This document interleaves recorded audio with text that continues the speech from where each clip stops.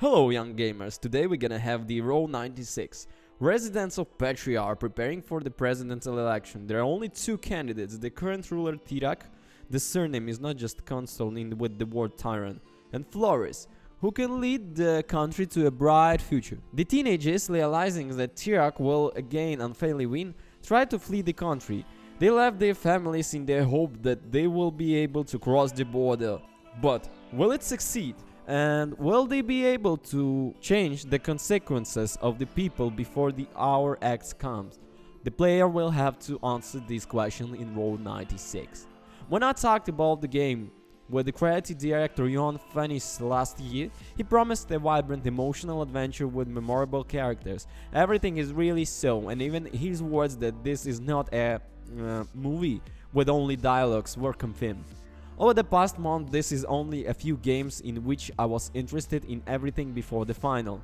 The gameplay tricks, and the situations in which the heroes will find themselves. And the final. The disadvantages became apparently later, but more about them later. The game is divided into the 6 parts, each of which lasts about an hour. In all of us, we manage different teenagers and go a long way from the starting point to the finish line. The very border. The outcome can be different, either you manage to escape or the character will be killed, or he will be handcuffed. My first passage was quite successful, all the guys managed to leave the country except for one, but his death was not in vain. The adventures of teenagers turned out to be very divisive and rich. The scenes start in a random order, what someone will have in the first part of the game, another can happen at the end.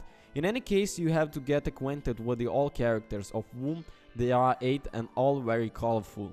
Reporter Sonia, for example, is a journalist from the propaganda TV channels GNN, who travels in a limousine with a personal driver. Young genius Alex is a hacker, developer and inventor and rolled into one. The gloomy type Jared is in raincoat and a hat smoking non-stop, frightened with his mispersons. You quickly become attacked to everyone, and everyone has either skeletons in the closet or emotional experiences. Even Sonia, who will essentially annoy most players at first, can evoke feelings over time with her story. In addition to well-written story, Road 96 has another undeniable merit, the characters. As started earlier, it is your casual fellow travelers, not the playable teenage runaways, who are the protagonists. There are 7 of them, and they are marked with the special icons in menu. In general, there are 8 of them, but 2 characters, the robbers Stan and Mitch, always come across only 2. They are the coolest dynamic duo of bandits in Petria. Each of the heroes has a little less than a dozen plot episodes, from which your next adventure is randomly assembled. All of them are usually associated with the mode of the travel. Let's say the first time you were hitchhiked by a kind trucker, after which you caught a ride a television star, and later you stopped at a motel where you were caught by a female police officer. The second time you will meet the bandits on the motorcycle, after which you hang with the star from the first playthrough. Yourself give a lift to same trucker in the car you stole, meet a new hero, a genius boy who assembled a laptop-style laptop on his own 1996. Trucker John is insanely kind, hairy thug who is really to help all children and give a couple of valuable advices. Even if he is crushed by some kind of sadness from the past, police officer Funny is a strict but kind woman who worries about her runaway son. Stan and Mitch are 2 outright idiots who pretended to be the greatest criminals in the Petria history.